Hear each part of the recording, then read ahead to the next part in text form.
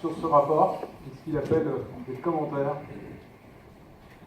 Alors, j'ai madame... Non, j'ai monsieur Gauthier-Boucher. Appuyez sur le bouton, monsieur Gauthier-Boucher, quand vous tendez la parole. Merci. Merci, Monsieur le Président. Monsieur le Président, mes chers collègues, il me semble que nous voterons tous à l'unanimité ce rapport annuel sur l'égalité femmes-hommes au sein du personnel de notre agglomération, et les élus Front National joindront en tout cas leur vote en faveur de cette délibération. Monsieur le Président, vous engagez ces dernières années notre agglomération, tout comme la commune dont vous êtes le maire, dans un louable effort au service d'une meilleure égalité entre les femmes et les hommes.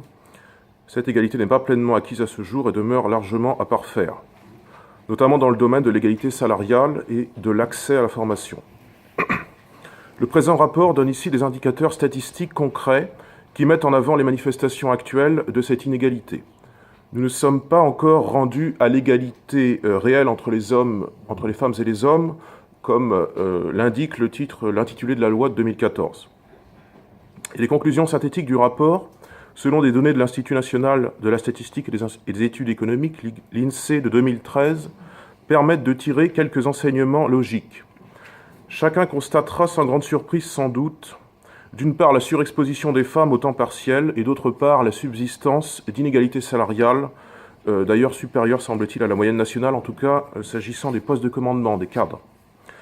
Dans le personnel de notre communauté d'agglomération, les inégalités de salaire et la précarité du travail féminin sont donc une réalité, au moins aussi grande que dans le reste du pays. Et s'agissant des salaires, le différentiel entre les sexes semble même plus important chez les cadres.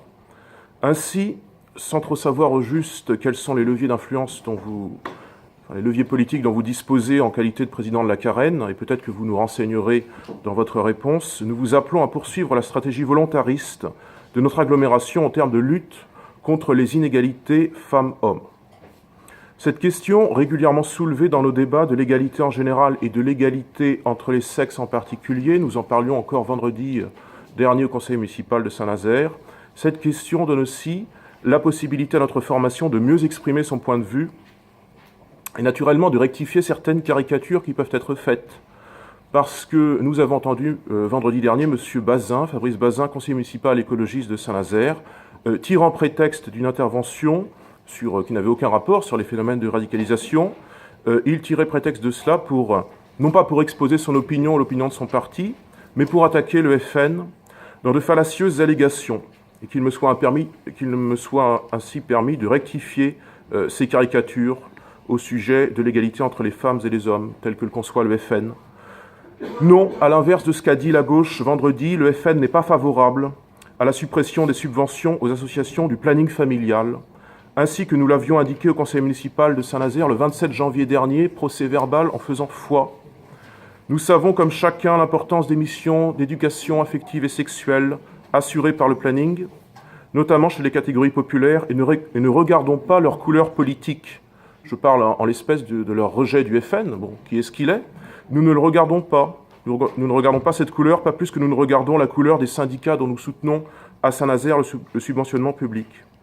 Non, à l'inverse de ce qui a été dit vendredi par la gauche, le FN n'est pas favorable à l'interdiction de l'avortement, mais à la liberté complète de l'avortement et de la contraception.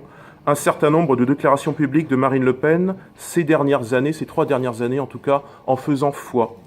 Encore faut-il distinguer le fait de concevoir l'avortement comme une simple liberté en soi, comme une liberté fondamentale, c'est-à-dire une liberté inscrite dans la Constitution de la République française, ce qui n'est pas notre conception des choses, effectivement. Non, à l'inverse de ce qui a été dit vendredi par la gauche, le FN n'est pas favorable au maintien de la femme au foyer et subséquemment au salaire parental.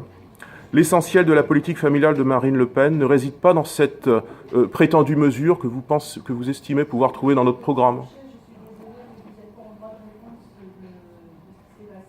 Vendredi au conseil municipal.